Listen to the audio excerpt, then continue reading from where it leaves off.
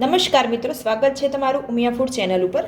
આપણે શાકભાજી લેવા જતા હોઈએ છીએ ત્યારે ઘણા શાકભાજીને અવોઇડ કરતા હોઈએ છીએ। એમાંનું આ એક શાક છે મોગરી, જે મૂળામાં આવે છે। મૂળાની મોગરી જે આ રીતની હોય છે અને એનો પિંકિશ કલરની પણ મૂળાની મોગરી હોય છે, પણ ગ્રીન કલરની હોય છે। એની ફ્લેવર થોડી સ્ટ્રોંગ હોય છે અને આ રીતે કૂણી કૂણી મોગરી લેવાની છે। અડધા રોટલાને મેં મસળી લીધો છે અને 3-4 લીલા મરચાં લીધા છે જે એકદમ તીખા છે। આજે આપણે મોગરી રોટલો બનાવીશું।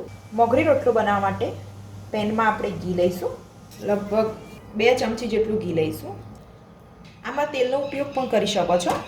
ઘી ગરમ થાય એટલે એમાં થોડું જીરું ઉમેરીશું, 1/4 ચમચી હિંગ, લીલા મરચાં।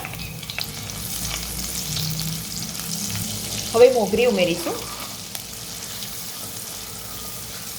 થોડું મોગરીના ભાગનું જ આપણે મીઠું ઉમેરીશું, કેમ કે રોટલામાં ઓલરેડી મીઠું છે, તો મોગરીના ભાગનું મીઠું ઉમેરીશું અને એને થોડી કૂક થવા દઈશું।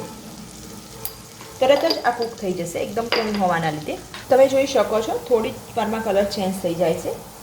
હવે એમાં થોડી હળદર ઉમેરીશું, થોડી જ ઉમેરવાની છે। થોડું લાલ મરચું પાવડર, ધાણા જીરું પાવડર ઉમેરી અને મિક્સ કરી દઈશું। મિક્સ કરી અને રોટલો ઉમેરીશું। આ મોગરી રોટલો ખાવામાં ખૂબ જ સ્વાદિષ્ટ લાગે છે, એકદમ ઝટપટ બની જાય છે આ મોગરી રોટલો।